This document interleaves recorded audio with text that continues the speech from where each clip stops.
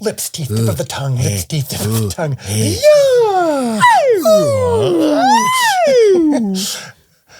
We're rolling.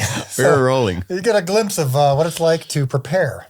Hey, by the way, you said this. I did say that. You wrote it. You're not actually Jesus. No. But Jesus from the chosen. Jesus from the chosen said it. Asterisk. Yeah.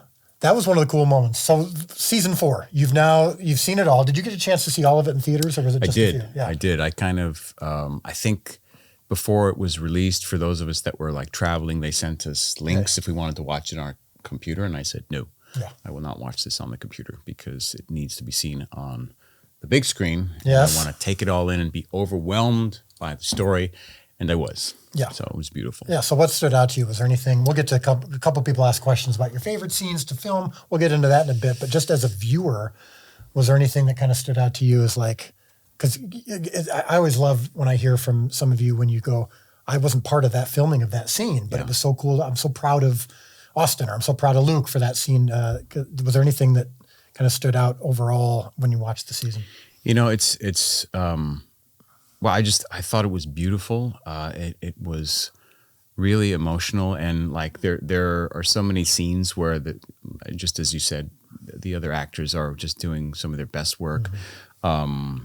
You know, obviously we got to really see Joey Vahady, who plays Thomas, stretch this season, and he just crushed it. Yeah. I mean, everybody did, but because there was such a focus on him, I really got to see what he could do and what he was capable of, and as an actor, and we hadn't seen that before, and it was really exciting to watch, and totally moved by his and everybody's work. Yeah, talk about that scene. You know, the scene when he's pleading with you. I remember for his off-camera work. You know, because again, we shoot every scene different directions, and so we're filming him first. And he's doing all his stuff and you're off camera, and then we turn our ray on to you. And you've told me a few times when it's happened where you're like, I'm just going off of what they're doing. I mean, I'm just reacting. Yeah. And that was definitely one of those scenes. What was that like? Because that's a painful scene. Yeah. I mean, I just imagine if, you know, obviously the Rhema character we've invented for this, and you know, but truly there must have been examples where Jesus encountered opportunities to maybe resurrect, he saw heal somebody or do something, and there was death. People were dying, and for whatever the Father had for his plan, that doing that other thing wasn't part of it. Just like in our scene with healing Rhema and bringing her back to life wasn't part of it. And I really wondered. I mean, it's a struggle. Like, how do you pick and choose? How do you decide? Right. You know, other than I think. For me, it just comes down to like, well, it's just complete trust in God's will, and he knows what he has to do, and it's going to be painful for his friends around him to accept this, the fact that they've seen him resurrect people, well, Thomas says it, your cousin, and and Rhema, who's again Rhema fictional, but in Scripture, there are people that he did raise, like Lazarus, or like the woman at the funeral with her son. Yep. And then obviously Jairus' daughter. Many people stayed past and did not resurrect. Stayed dead. On this side of eternity, did not resurrect. Yeah. So I mean, it's all I can do is just look at Scripture and try to make sense of that, and just say like, hey, this was part of God's plan, and in this story we kind of reflect that, and I think it's been hard for people to accept. I've seen some of the comments, and they're like, Jesus would have resurrected Rhema. This is not my Jesus. I'm like, they sound exactly like that. Is that your position? That's exactly. I heard one on a subway once. But no, it's like that. Well, I think even the people the people who aren't doing it in a strident way, because I think some people who I think the belief that Jesus raised everyone from the dead that he came across is ludicrous. Right. The notion is that like if he was very physically present, he did it. If he wasn't, he didn't. I just think that's a little his own, stepfather, foster father, Joseph. Like, he could have done that. He could have resurrected him, and he didn't. Of course. But even the people who I think come at it in a fair way of just wondering. I mean, it's like, this is. I read the Bible. I experience real life. I look at people who have immense faith who aren't healed, or I've lost close friends of mine, dear friends who were taken immediately in a car accident or a sudden heart attack, and you just the word why is ever present, and that was this season. Season 4 is a why season. Yeah, you know. 100%.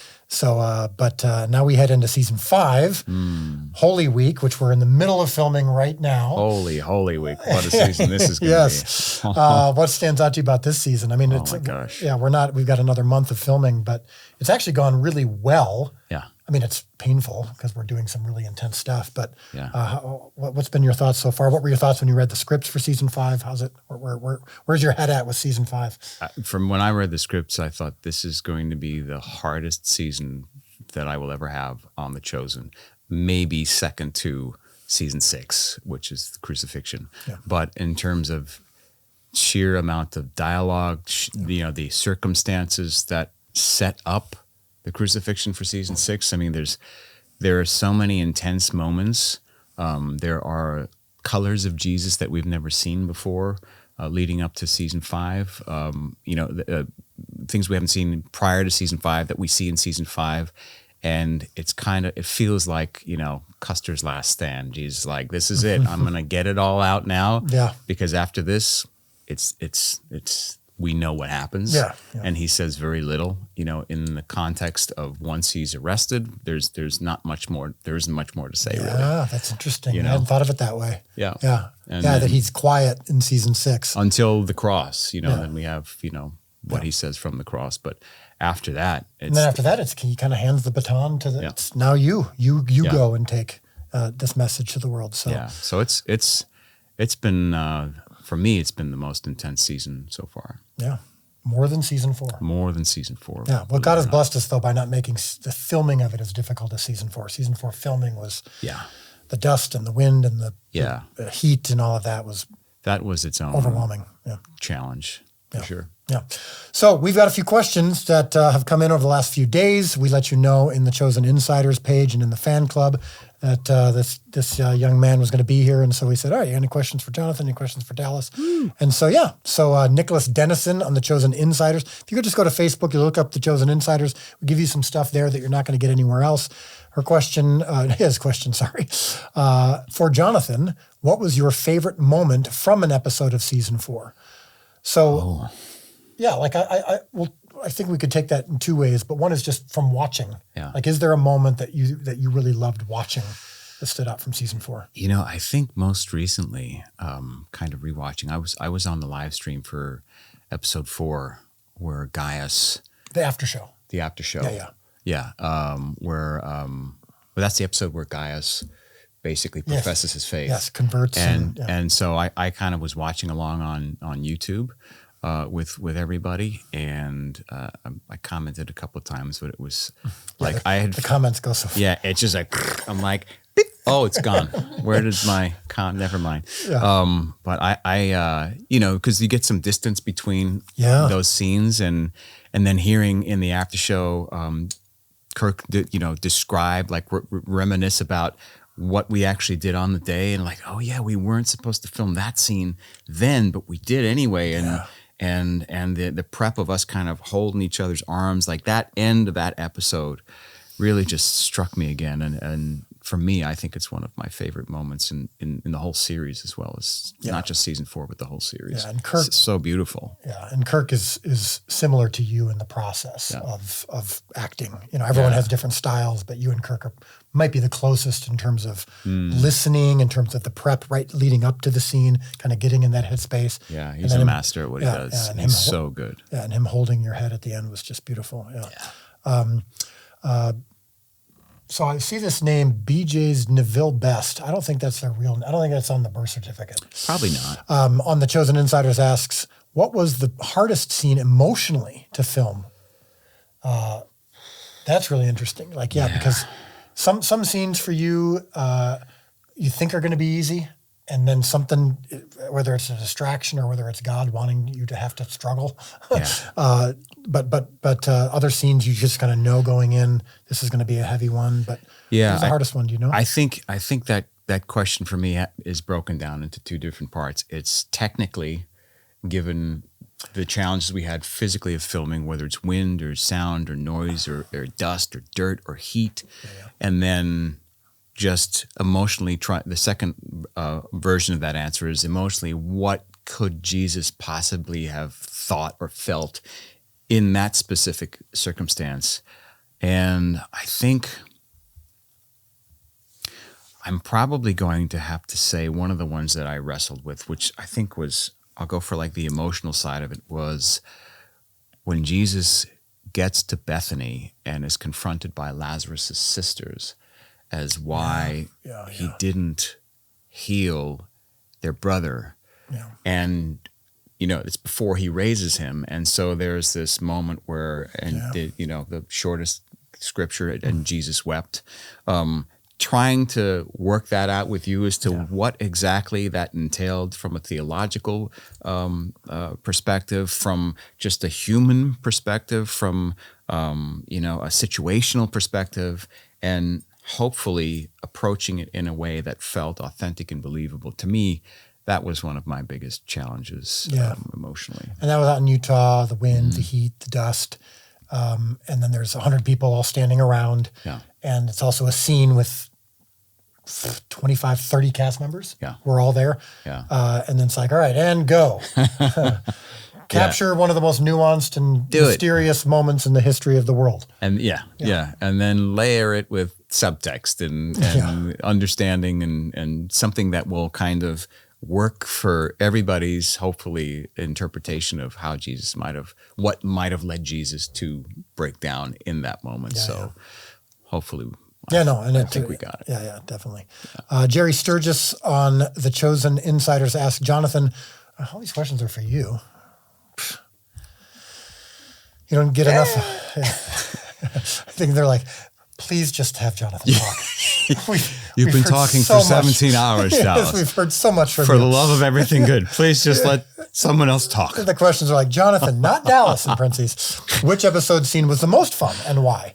For Dallas, same question. Hey, David. Hey, you got one. Anyway, I'm glad to talk to you about this. Just gonna excuse myself. Yes. Most fun to do. I don't know anything about season 4 was fun. Yeah, that's true. You always love you and Demetrius. The scene at Laz's house at the party before Martha has her little, when she gets upset. But you guys, some of the ad libs that you were doing. I mean, it seems like you always have fun with Demetrius. Yeah, Demetrius Troy plays Lazarus. He and I are friends in real life, and so anytime we get a chance to kind of riff off each other, it just starts. It just happens, And if there's a line, say, "Hey, good to see you. You too." It becomes like, "Good to see you. The last time you were here, I have a complaint," and then it becomes this improvisational ping pong match, which always ends up in some form of hilarity. Yeah. And sometimes we get a few of those in. So it's the season 3 scene. When you guys were playing Trigon. When I think back to that was fun. That was great. From moment one. Like there was no challenge of that other than just the heat. But I mean, that was a lot of fun. Yeah. Demetrius is great. I love him. He's so present. He's so quick, with his answers and his humor. I'd say if there were any moments of levity, that would have been one of them. Yeah, for me, the scenes that are fun, honestly, it's not necessarily about the subject matter of the scene. Yeah. But I really love the one-on-ones. Mm-hmm. I mean, it comes to mind you and Demetrius at night, which was challenging for you because it was late at night and it's a long scene and it's like the end of the shoot as well. Yeah, it was near the end and the scenes that are supposed to be super quiet. It's funny.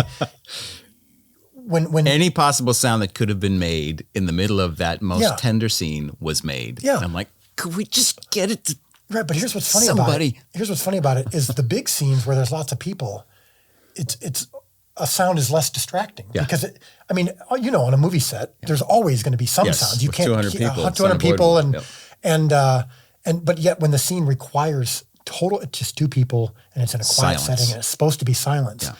Someone, bumps their microphone or the radio goes like yeah. And it's like And at some point, it just can't help but be distracting. And or then you start thinking about the fact that you're trying to keep it quiet, and then it just takes you out of it. But I love those scenes because it's really just the logistics of it are simple. Yeah. And when the logistics are significant, I have a hard time having fun. There's 20 angles we have to cover, and I have to keep track of 15 different character arcs, and I have to, I'm the boss of a bunch of different people. But when it's just you and Demetrius, for example, in that scene, and it's just two people, and we just get to, it's like theater. Yeah.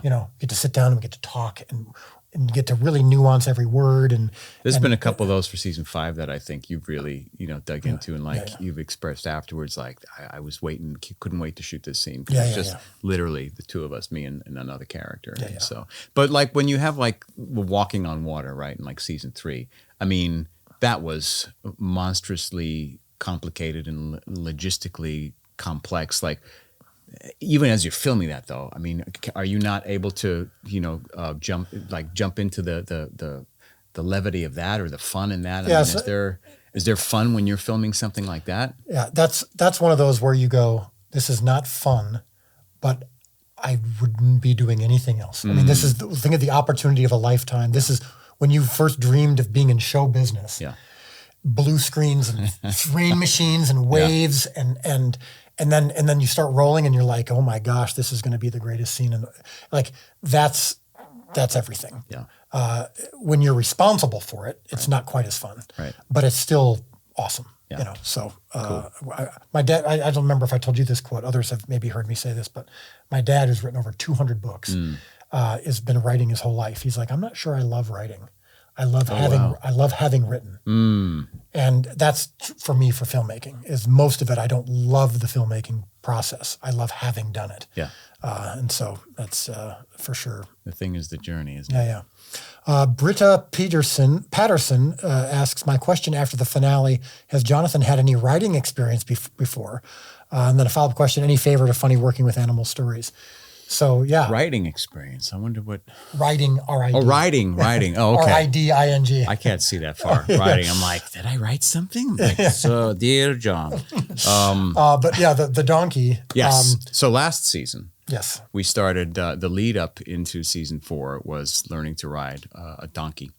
And our donkey, Thunderstruck, as he is lovingly referred to. That's his name. Greatest donkey in the history of donkeys. Yes. Because he's just so cool. I would agree with that. Yeah. So laid back, and, donkeys are by nature stubborn. Yeah. So sometimes if they don't want to move, they won't. But with a little prodding and a little just, egging him on, he's like, okay, fine, and he just makes it so easy. At most, he'll sometimes kind of give a look. Like, it really is like a look. But you go, all right, here we go again. Take 20. And he's just like. Couldn't get it the first 19? Yeah. Okay. I got about 3 more in me, and then it's lunchtime. Yeah. But he's more than any donkey we've ever worked with by far. Just cool. And funny, prior to riding Thunderstruck, in between on weekends on, I think, season 3, or it might have even been part of season 2, I started learning to ride horses out here in Texas on weekends. Actually, me and Abe would go riding, and I think that helped me with Thunderstruck. And then once I got back on him, for this season, it was just so much. It was so much easier. Why would you have been riding a donkey this season, season 5, Jonathan? Because we alluded to it in season 4. Yeah. They did just see the season finale. So, yes, I guess it's not a big spoiler that you keep riding the donkey in season 5. Are we going to just cut to him on land? Just on his feet? Yeah. So how does he get off the donkey? Spoiler alert, season 5 continues where season 4 left off. But yeah, we did 50 times walking back and forth. Yeah. Sorry, back and forth on Thunderstruck, and he was just a champ. Yeah. Just did it all day long. Finally, near the end of the day, it was just like, that's that. Okay. Yeah. That's it. That's it for me, guys. But it was amazing. Let's see. Allison on The Chosen Insiders asks, for Jonathan, this is interesting. What facial expression or emotion is the most challenging for you to convey? Oh, gosh. What facial expression? Yeah, or emotion, like I think the different colors of Jesus. What's maybe what's the most challenging?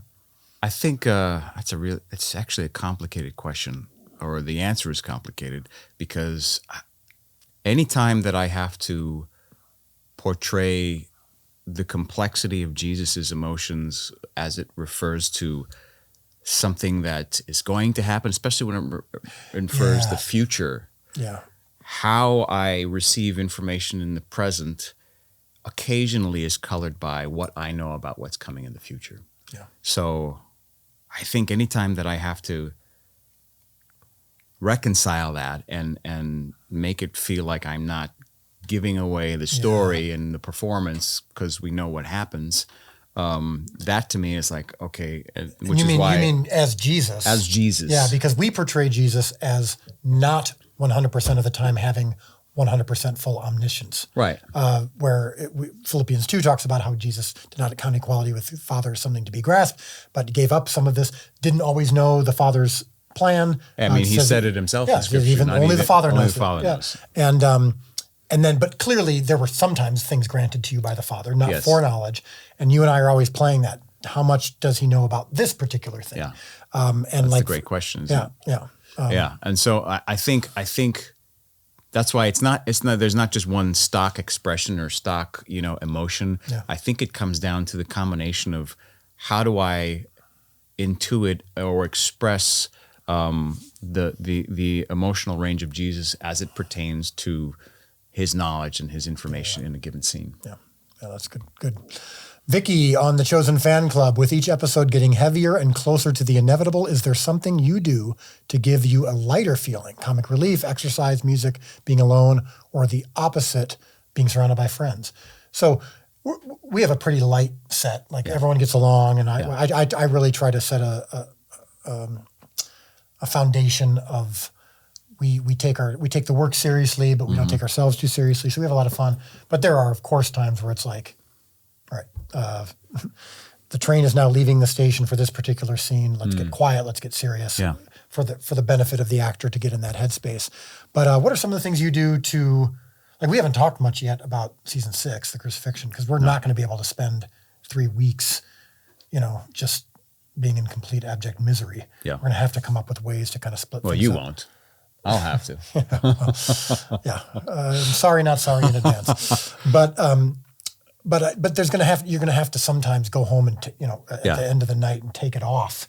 But music, like oftentimes we'll see you put your earbuds in your ear, and what are some of the things that you do to kind of get into the space or out of? Like when you're done with a big scene, a lot of times you'll cry because you're just, the weight of it hits you, but how do you kind of get out of that space? Yeah, I mean, I think when I know we're done shooting the scene, like the emotion that's either been kind of building up or just teetering on the brink of being released comes out completely, and that kind of helps, alleviate the heaviness.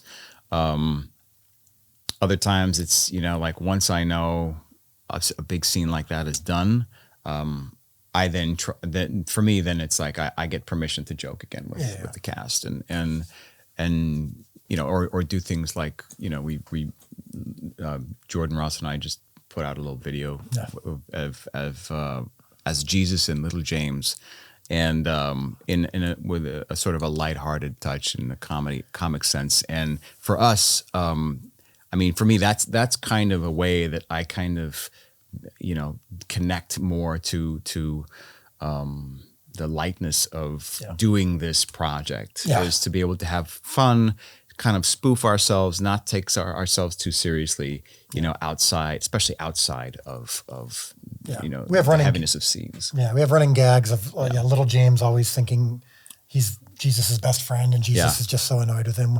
A running gag of Jesus never knowing directions. Yes. He can heal the blind, he can raise the dead, can't figure out north and south. Can't figure out north and south. Yeah. But you only really see that in bloopers and stuff. But for us, that becomes our outlet. And then Thaddeus and John have a hatred for, like, this running gag of just how much John and Thaddeus hate each other for some reason. I don't think I've seen much of that one. Oh, Thaddeus is to John like Toby to Michael on The Office.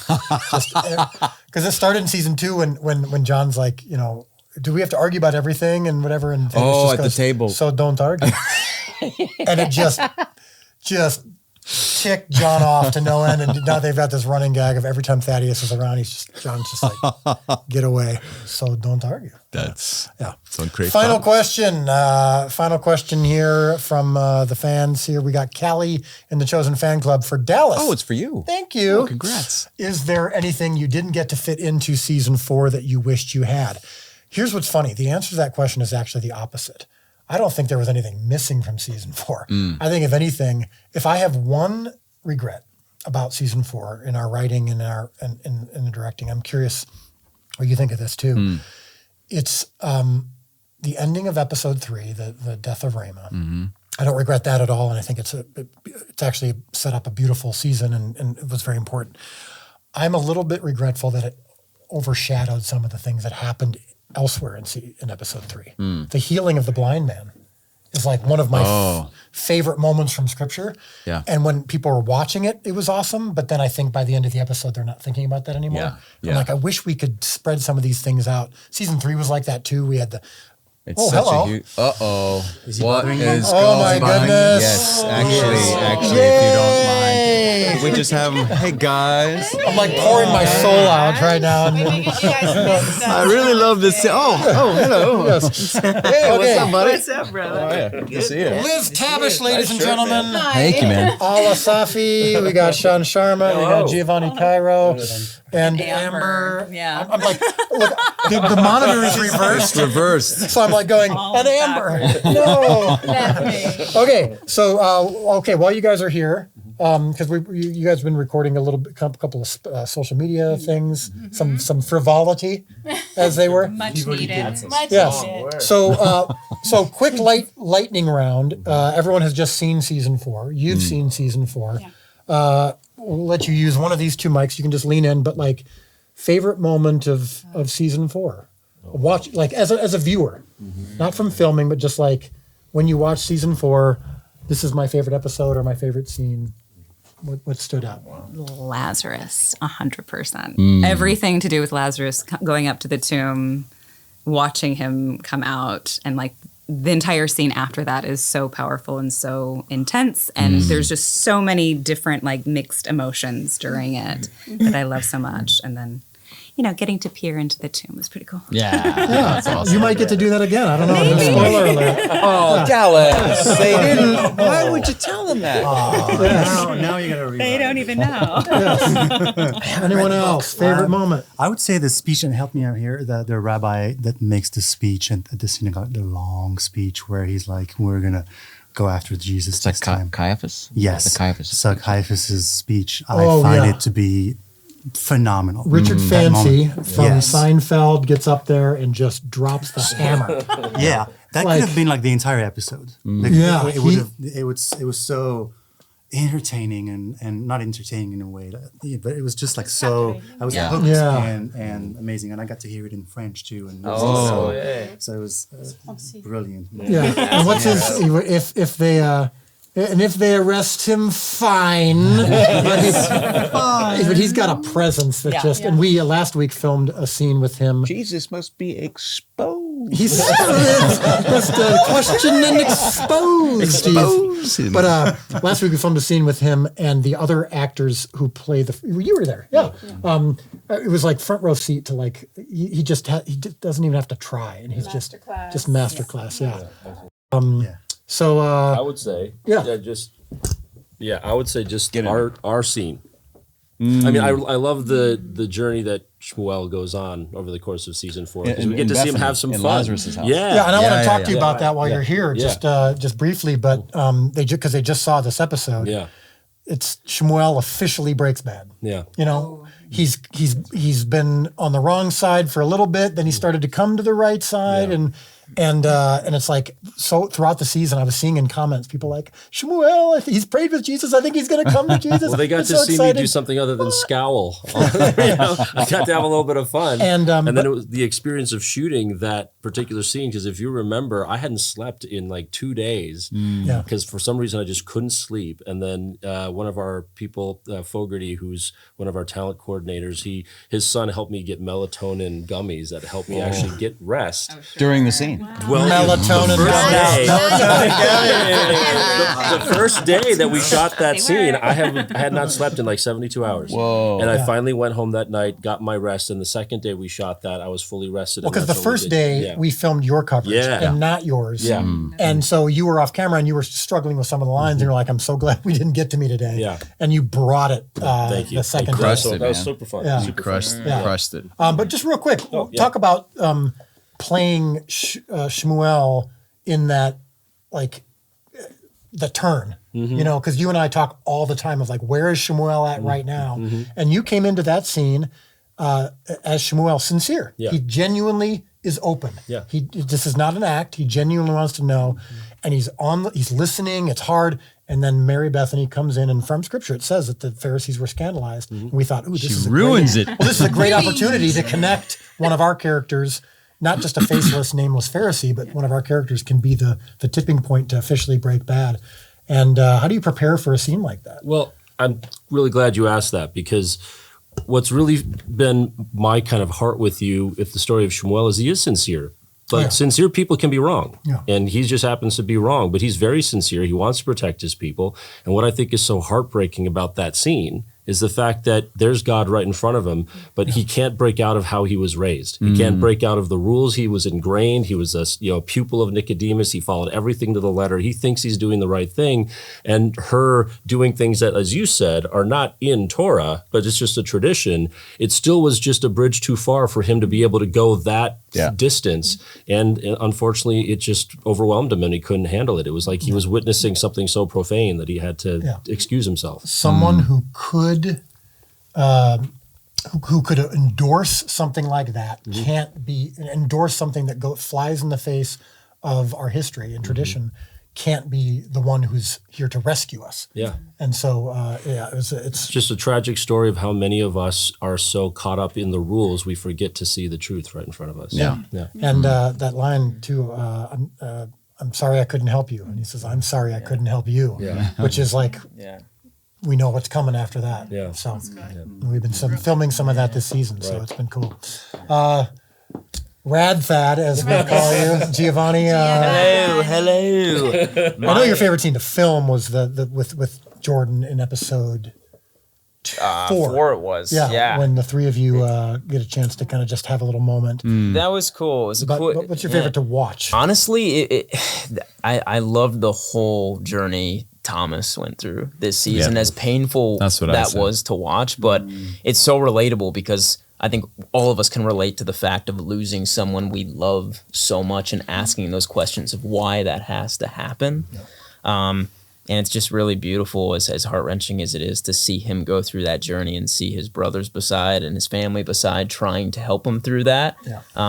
And to have to go through those layers, he really brought it this season too. Yeah, but you got a front row seat. The two of you were unique among the cast in that scene in episode 3 when Joey is at his worst, at his lowest point. You guys are right there, getting a chance to be in that scene. That had to be painful, but also almost make it a little bit easier to react because he's bringing it so intensely. Yeah, it was hard for us because we were far back. So I was like trying to. Substitution and all that because I couldn't connect him. He was too far away. Yeah. For you guys. Well, this actor. Way to make light of a hard moment, sir. Yeah, it showed on camera. And there's a reason why we let them be in the deleted scenes. Yes. That's why you were in the back. The close-up. Is that Z on a mountain all the way back there? Like, what's he? He's punching at the ground. Exactly. Like, what?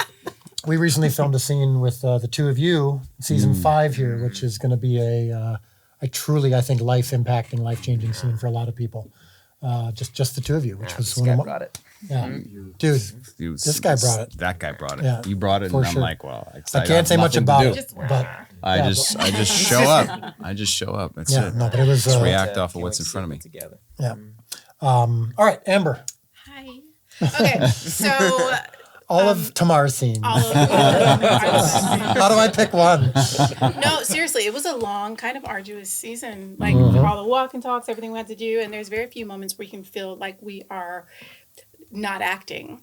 And actually, it was in the finale in episode 8, and I don't even know if it truly was captured in that episode. But there was a moment between Jonathan and Vanessa, and honestly, anytime they're together, it's There's something special for sure. Yeah, it's, and there was a moment, and it was completely unscripted, and they're just looking at one another in their eyes, and it's that moment right before he gets on the donkey and goes down, and she just looks at him straight in his eyes, and she's like, I'm proud of you. I'm so proud of you. Yeah.